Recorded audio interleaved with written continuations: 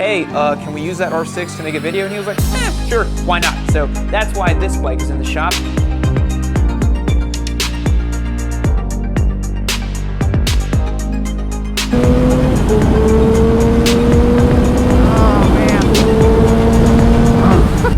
How was that? That was more illuminating than I thought. It's a motorcycle that normies will probably recognize even if they don't know anything about motorcycles. It's one of the most iconic shapes in the middleweight category.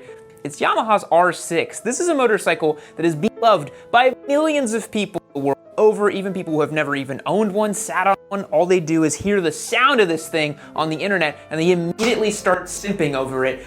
But Yamaha has actually made this thing defunct. You cannot go and buy a brand new Yamaha R6 anymore unless you want a track-specific version. Instead, what they do is they offer this, the Yamaha R7. Now, this has been a contentious upgrade or a successor story in terms of the Yamaha R bikes, but today we're gonna figure out if Yamaha has actually made a better street motorcycle in the form of this R7. Stick around.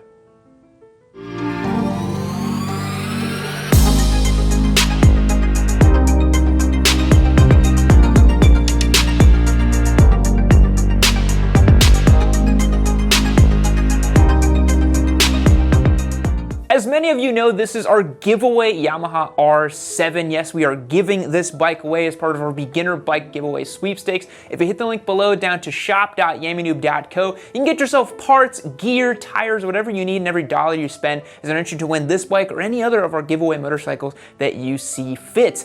And back over here is an R6 that we picked up from a buddy of Spite's who actually had this bike sitting around for a year in his other buddy's garage, and he was like, hey, can we use that R6 to make a video? And he was like, sure. Why not? So that's why this bike is in the shop. But now let's figure out the express designed purpose of each of these motorcycles.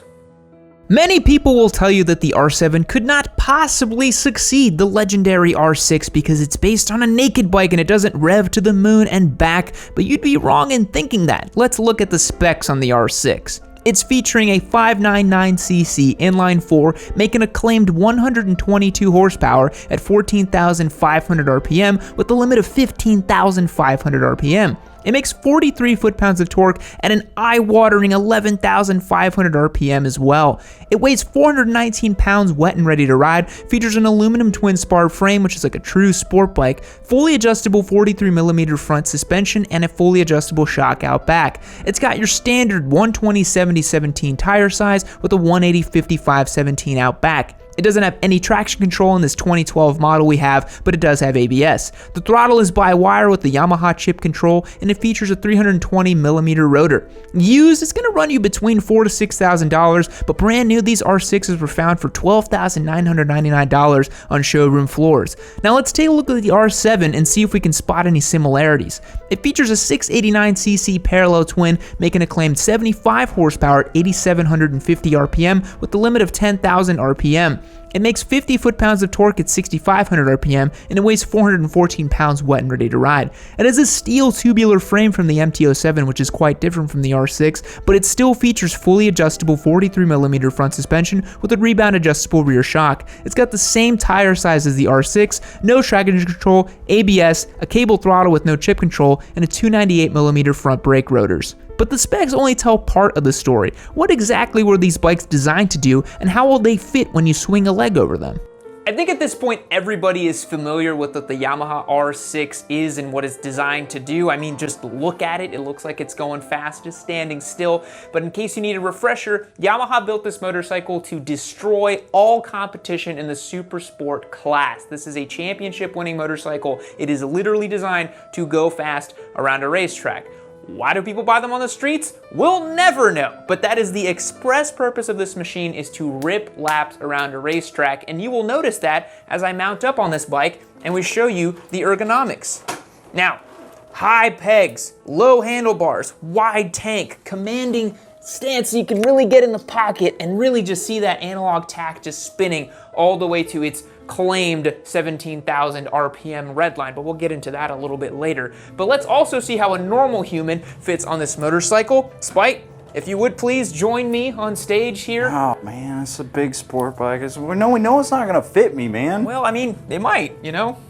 I suppose. Let's get on here. All right. So, what do you feel sitting on it? you really realize how high the tail is on this thing, first and foremost. Yeah. You're literally like on top of the gas tank, and the reach of the bars is crazy. Peg height? Peg height, it's peg height. It's about as, like it's only marginally more comfortable than the Fireblade. Yeah. And the Fireblade is hysterically bad, peg height wise. I was riding this thing back into the shop last night on the highway, and my wrists were starting to hurt after about 10 minutes on just cruising straight. And then after half an hour of it, I was like, please God, let it end. Yeah. So it's a very aggressive riding position on this motorcycle. Yeah, which again, it's a race bike with lights, and that's what it's designed to do. But let's see how the R7 fares in comparison.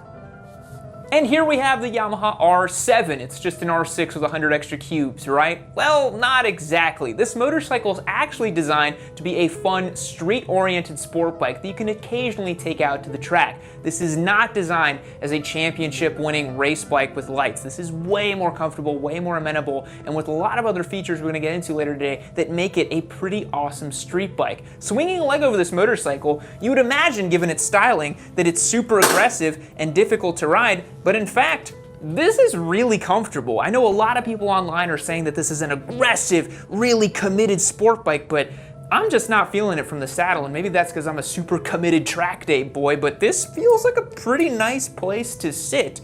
Now, Spite, I'm gonna have you sit on this machine as well. I know you have PTSD from the R6, but this will be all right. This is gonna make me feel a little bit better because, guys, this really does feel a world of difference between the ergonomics on this. Yeah, the seat is a lot lower. It's a lot more comfortable. It's got give, and you can actually see it in the tail. If you cut back and forth between the two, like, you know, flipbook style, you can really see how much higher that tail is on that motorcycle. The pegs are lower, the bars are higher, and the tank is thinner and easier to grab, and it's a more comfortable, smaller package. But I mean, this is what you would want if you're trying to be aggressive on the weekends on your favorite twisty road. Yeah. It's a comfortable, well, more comfortable place to be.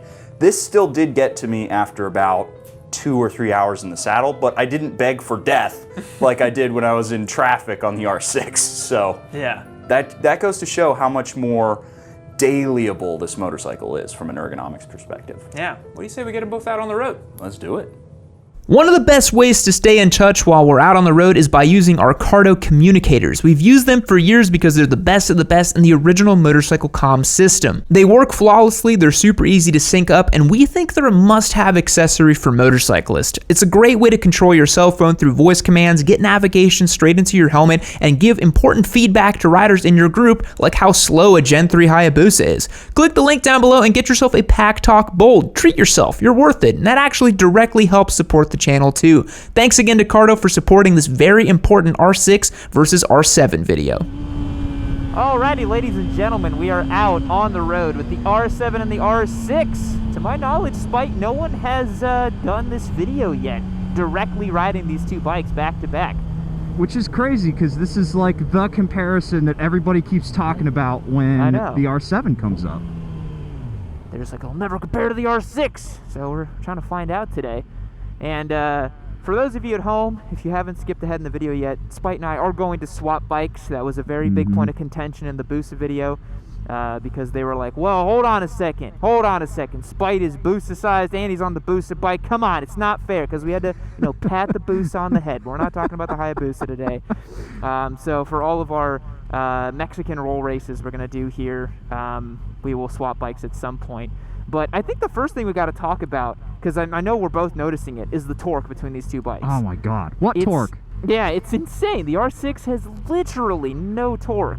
And I remember we said that it actually makes its peak torque at 11,500 RPM, which is above the entire rev range of the R7. So I'll be banging through like second gear, and you still won't have even reached peak torque. Nope. I mean, that's insane. Yeah. And you really feel it when you're riding this thing around.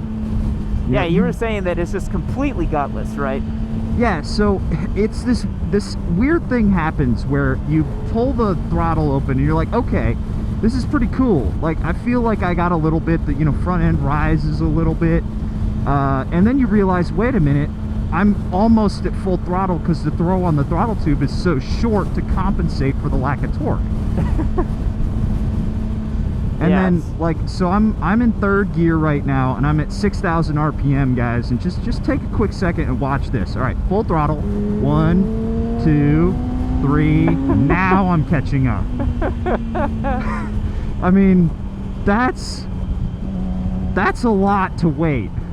I think that's why back in the day, in the early 2000s and stuff, you know, people genuinely would say to get a 1000 because it was a better street bike, because the 600s of days past were so gutless. Mm-hmm. And because they didn't understand that you could have just like a torquey naked bike or something for the street, I guess. Everyone was just rolling around on R1s and Gixxer Thous back in the early 2000s. But we have evolved since then. We don't have to do that anymore. No, I mean, you can get everything that you want out of one of these bikes, which is the look and the feel. Maybe not the sound, but you can get like 80% of what you're looking for without having to sacrifice all of the low down acumen of your motorcycle. Yeah. Like, this thing has way more punch in the middle and the low end than the R6 can ever dream of having, you know? Like, it's insane. And just so you guys know, we'll actually put up here so you can see it, the dyno graphs between these two motorcycles, and you'll be able to tell really quickly what the R6 is all about. It's if you look at the dyno graph, it probably looks like it has some weird daddy kink, because it's like, please squeeze me harder, and it has to go all the way to freaking 15,500 RPM. It looks like a 2-stroke power band. It's insane. Yeah, the funny thing about this is, you know, it really doesn't come alive until you hit 10 grand. Yeah. And then you've got 5,000 more RPM to play with, and then there's like a 2 to 2,500 RPM band where it's properly fun, you know? But you just have to keep it sizzling off the screaming top end all the time. Now, before we get into some real roll races and stuff, let's just do like a general, like, passing kind of roll race type of thing, where, like, you know, I'm in 4th gear and I'm going to try to pass a car ahead of me, right? Yeah. So I'll click us off here. All just right. a little.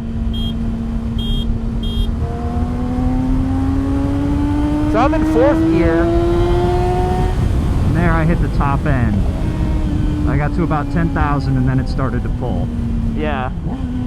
And I was in 3rd gear. Yeah. I was in 4th gear because that's kind of my passing power gear that I like to use on the highway. And that was exactly the same, just about. So R7 versus R6 in 3rd and 4th gear, just about the same, and you can see that torque difference. And, you know, when you're on the street, it's kind of annoying to have to downshift 2 gears and wind it out to 15 grand just to pass somebody, you know? Yeah. Like, if you're below 10,000 RPM, you're just not, you don't have the punch down low. Well, what do you say we give it a go here? It looks like a perfect opportunity.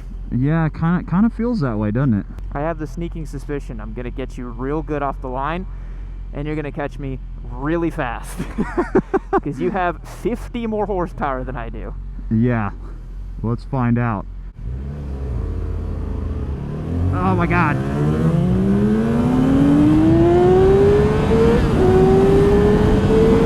Oh, you're gone. Ah!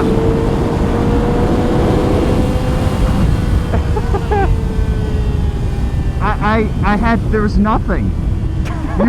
You were so far ahead of me. Like, you stopped getting away from me. You stopped getting away, but I completely bogged the launch, and then like all the way through 3rd gear, you were just so far ahead. Yeah, so with those bikes, it's really, like, the launch is so important, and I've learned this on my race bike, to where, like, it sounds crazy, but you have to get them to, like, 10 grand and dump the clutch and just go. And that, you know, if you're not super used to doing that on a super sport, can feel a little scary, for sure. Yeah, like, I just launched it like I would normally launch any other motorcycle, and I just was like, wait, no, not fair, stop. Yeah. It's, like, I feel like even with, like, maybe you waited a second or two to launch, you probably still would have passed me. Yeah, I mean, this thing is geared so well for the street, and, you know, again, unless you're like a pretty star rider on the R6, that boggy launch is going to happen just about every time. Yeah. Well, I say we try a little bit of a roll race if possible up here. It's got some traffic, which will be a little tough, but should be able to do it. What gear you want to be in? You pick whatever gear makes sense for you, and I'll be in the gear for me. Okay. We'll do it from about 50. All right, you ready? Yep.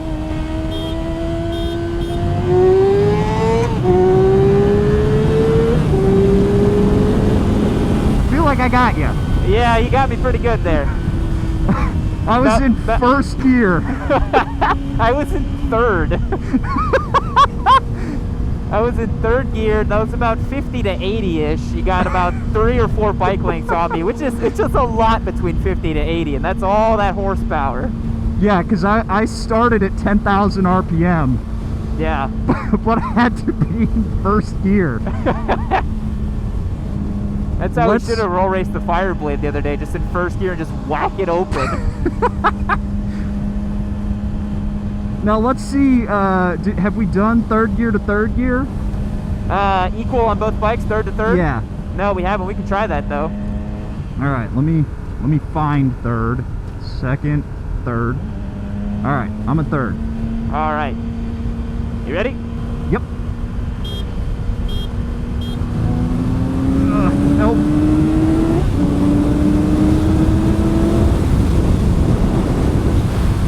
And I short shifted there because I shifted where it felt like the bike was where like I normally would shift, and it was like, no dude, you still had 4,000 RPM to go. Yeah. Yeah, you basically, the R6's motto is like ping it off the limiter. Yeah, I have to rewire how my brain thinks to properly ride this motorcycle. He's got a big wave from that guy on the Kawasaki. He was like, yes!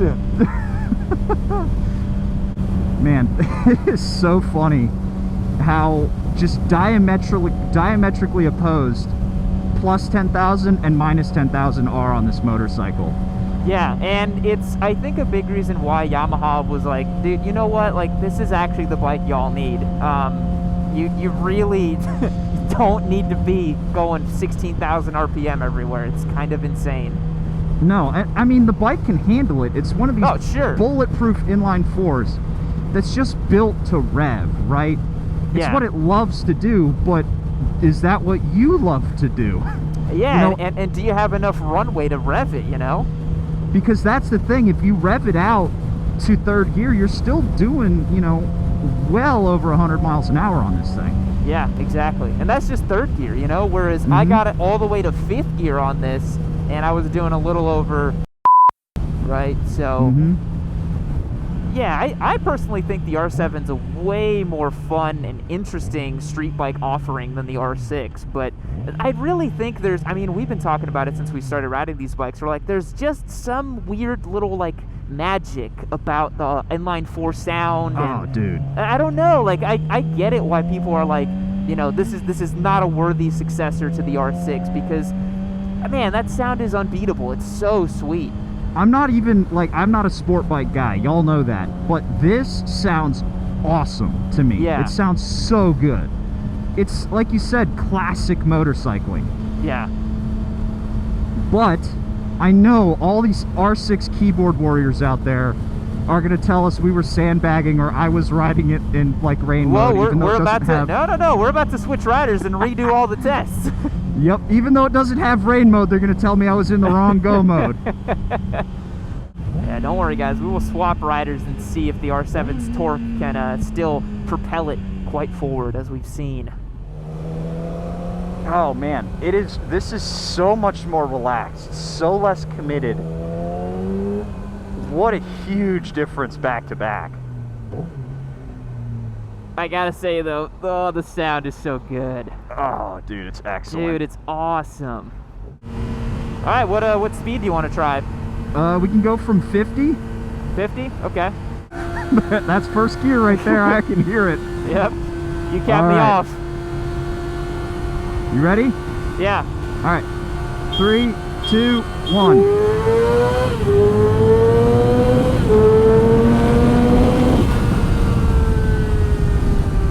I think I obliterated you. Yes, absolutely. Like you leapt to probably about 6 bike lengths, I think. Yeah, I felt like I saw you in my side and you just went yoink. Yeah, to the surprise of no one, in a roll race, the R6 is going to just obliterate the R7. Come on, guys, it makes 50 more horsepower. Yeah. Come on. But I'm now, curious about the passing power test. Yeah, so now we've got to go from like 4th gear 50 to see what happens, right? Yeah. Okay. Good luck finding it because you don't have a gear position indicator. I feel like I'm in 4th. Let me check here. 5th, 6th, yeah. You ready? Yeah, count us off. All right. 3, 2, 1.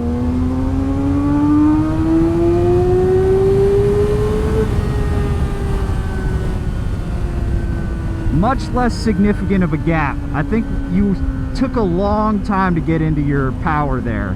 Yeah, for sure. And that really goes to show when you're talking like horsepower difference like that, weight makes a big difference too. And you and I are very differently sized people. So yep. I noticed when we did our roll-on test and I was on the R7 and you were on the R6, that was quite different, you know? Yeah, I feel like the R7 does struggle to pull me up to quick speeds. I gotta say too, grabbing gears down with this thing and hearing that inline 4 is pretty awesome, man. I'm not gonna lie. Yeah, it's such a good sound. It really is. Like I roll on here and I just go. Yeah, you cannot beat that exhaust note. Yeah, God, I really want to build a Japanese inline 4 track bike now. So bad. I love the way these things scream. But I feel so neutered on the street. It sucks, man.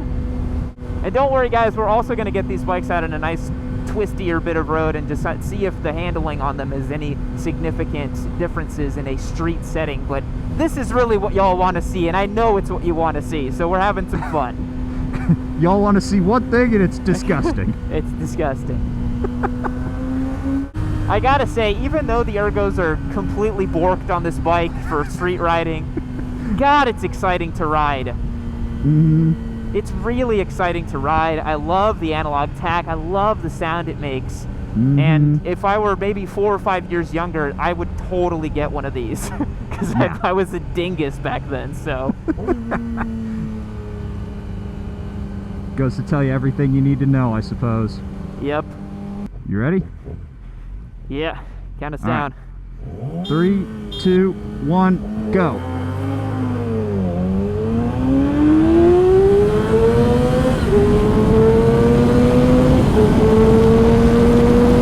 Oh, man.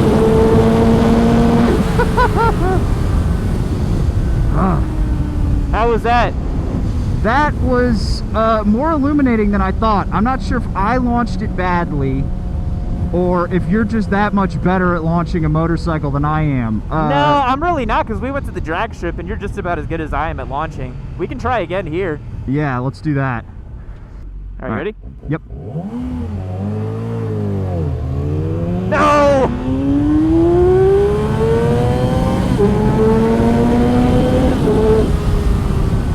God, that launch is so important on this bike. Yep. We can try it again.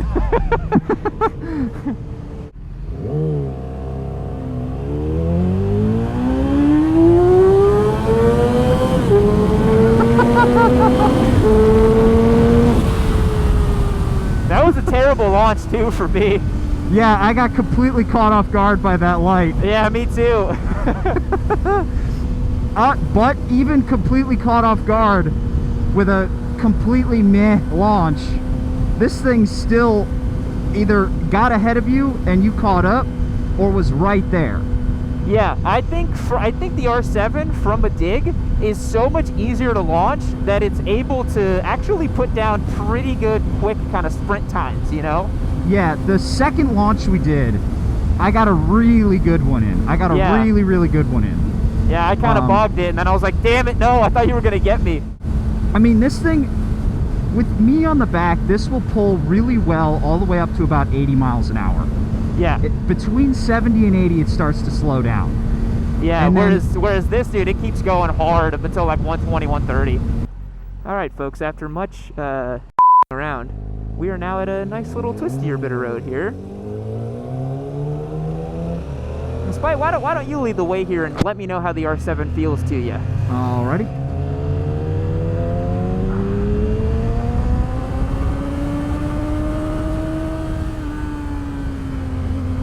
I mean, the main thing that I have to say about this motorcycle in a twisty road, and I've said it before, is it's just easy. It's really easy, you know. The combination of the kind of playful engine in here, the good brakes, the quality suspension upgrade they did here makes for a motorcycle that's easy to ride. And it doesn't really matter whether or not you're on a bumpy road or a twisty road or a bumpy twisty road. It just sort of works, you know? Yeah, I think it's a much more flexible package than this R6. This R6, this really feels just like a race bike with lights. Even in this much more street-oriented configuration, you can tell what this bike's supposed to do, and you feel quite silly doing it on the street. I gotta tell you, I'm barely even revving it out, you know? I'm at like maybe 10 grand here, and I'm like, there's so much more in this bike. There's so much more. And yet I feel like I get to use everything that Yamaha gave me here with this R7. Yeah, you can really approach the limit on that thing pretty, pretty respectably on the street.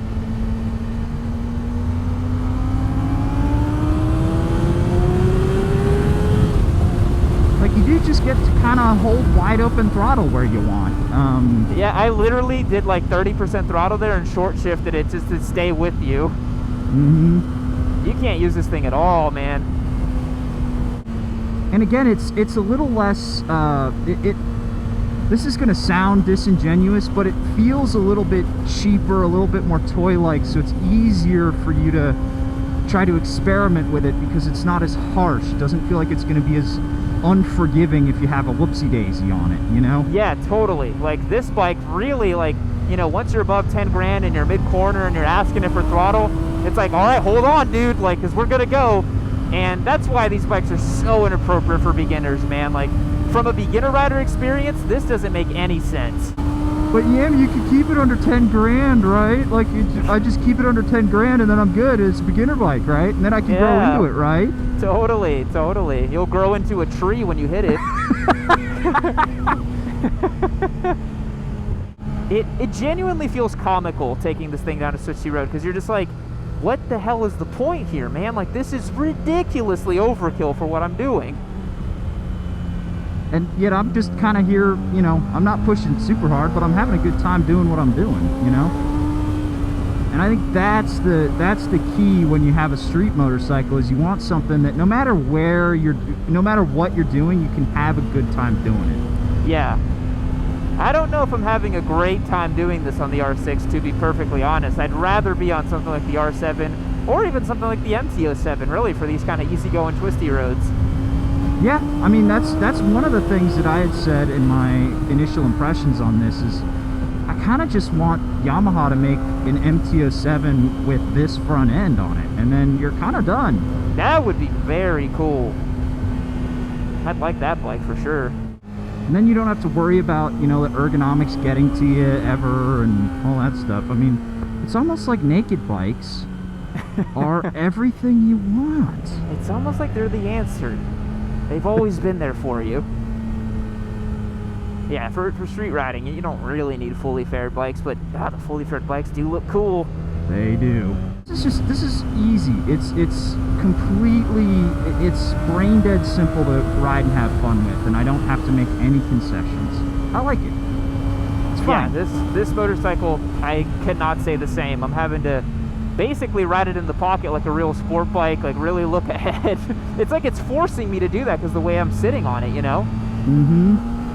Let's pull off here somewhere and then we'll switch off real quick. Okay. Just go ahead and go. Just give it a good rip.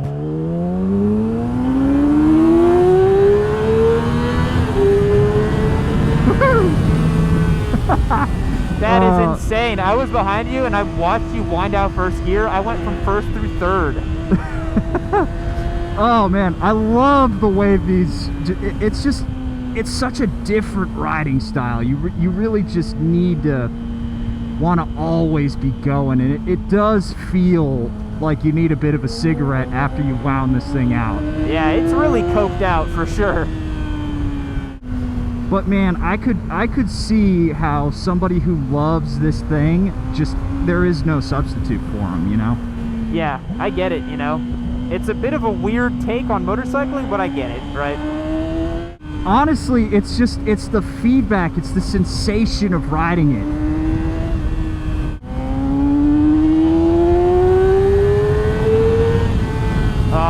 I just hear it soar up those RPMs and I get jealous, honestly. Yeah, oh man. And it really, god damn, is it confidence inspiring though.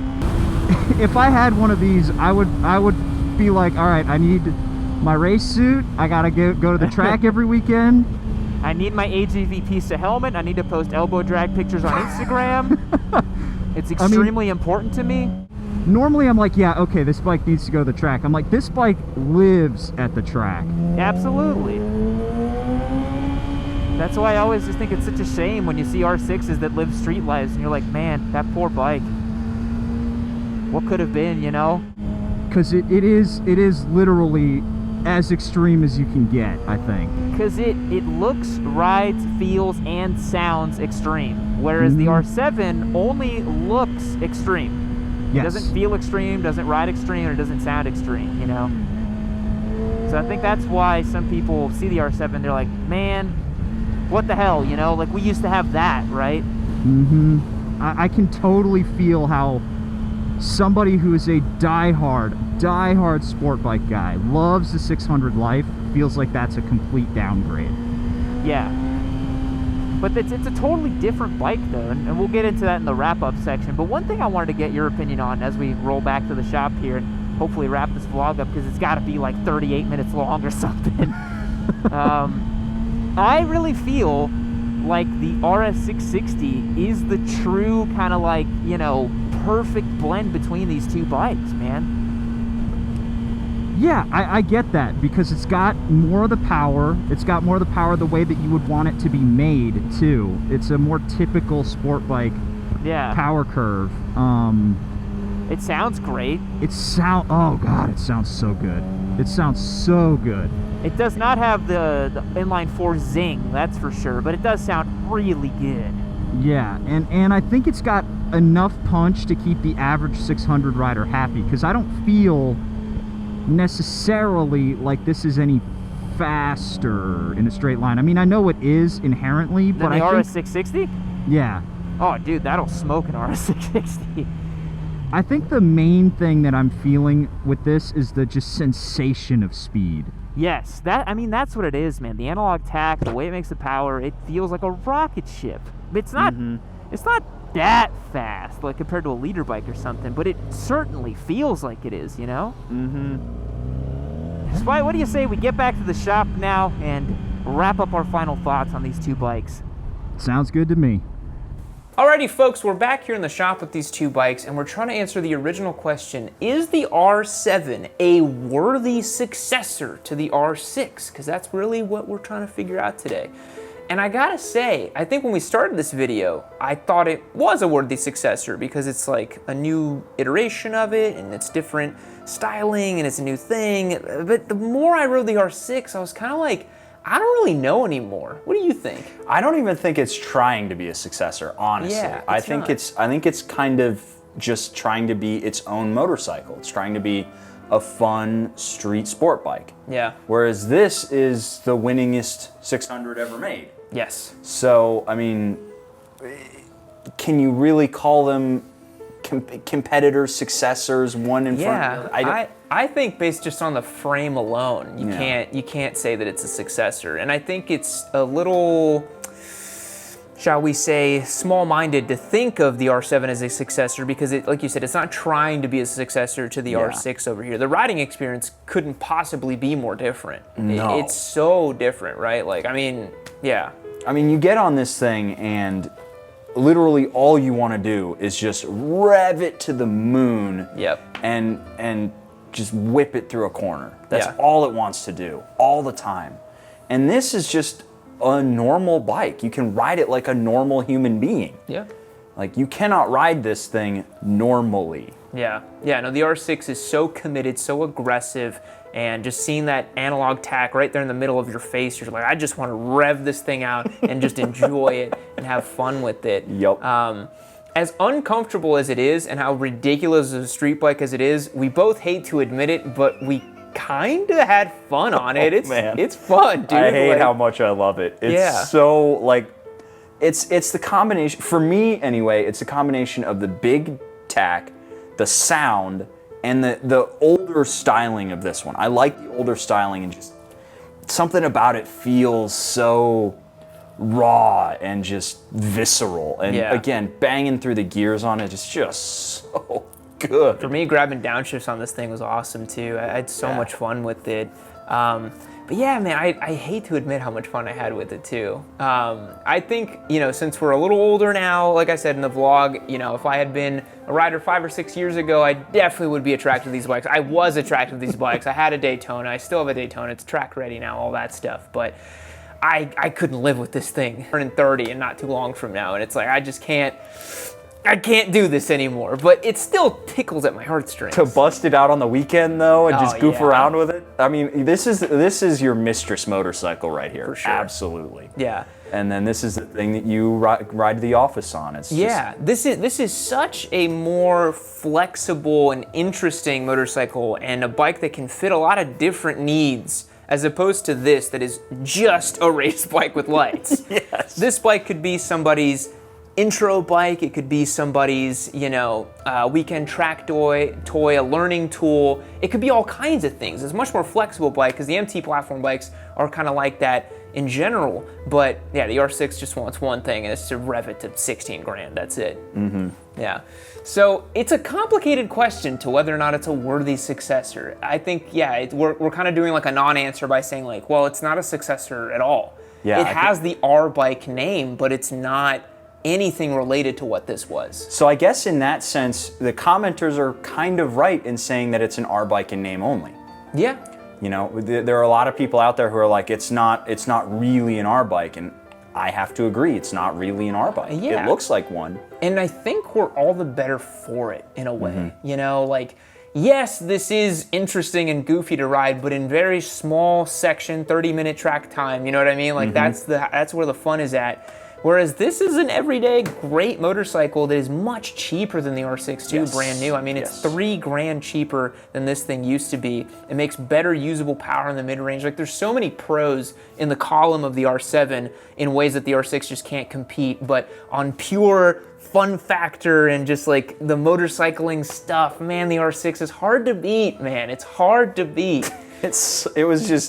It's the lizard brain part that just gets activated whenever you're riding it around. Yeah. You're just like, go. It is so fun. Like when we did our roll races and I was in first gear and just whacking it open in first and just seeing it zing into 16, I was like, this is the best. This is why I love motorcycles. This is the best thing ever. Yeah, so it's I guess we're not really answering the question by not answering it, but yeah, I hope you guys enjoyed today's video. It kind of ended up in a different way than when we thought it would, but I guess, because we have to call it R6 versus R7, which one would you pick, right? R6. I would take the R6, honestly. I think I would take the R6 too, but that's just because of where I'm at as a motorcyclist. You know, like for me personally, especially this particular model, I'd take it home and remove all the gold crap off of it and turn it into a real race bike. But yeah, at the point I'm at with my skill set, the R7 doesn't make any sense for me personally, so I would also pick the R6, but I would have this as my second motorcycle to my Supermoto, and my Supermoto would be what I'd ride when I'm having a normal time. This is so, I did not expect you to like the bike this And then I would take this out on the weekend and I would just do stupid stuff with it. It's so animalistic and visceral, and I adore it for that. Yeah. I was not expecting to gel with it as much as I did, because I didn't gel with the 2018 that we rode. Just something about this one. Yeah, well, it's got an exhaust and it's got a couple parts on it, so It does make it pretty sweet, but yeah, I think that's gonna wrap it up for today in the question of R6 versus R7. It's a little complicated than we thought, and this is a very exciting motorcycle, even if it is ridiculously uncomfortable and stupid and doesn't make any low-end power. 95% of people are better served on an R7 for sure. For most of y'all's skill sets, despite what the street Rossis might tell you, you are better served with this bike. But if you want something that revs your heart, as Yamaha says, it's the R6. With all that being said, remember this is a giveaway R7 we've got over here. Thanks again to Spite's buddy for letting us rip around on the R6 for today. And we'll catch you in the next one. See you later. Hey you. Yeah, click the Yamaha video right over there. You should do it. Click that video. Keep watching. Some good stuff. You should really check it out. Hey, look over there. Go click the video. Look, go click it. Click it right now. Do it. Click that video right now. Do it. Do it. Do it.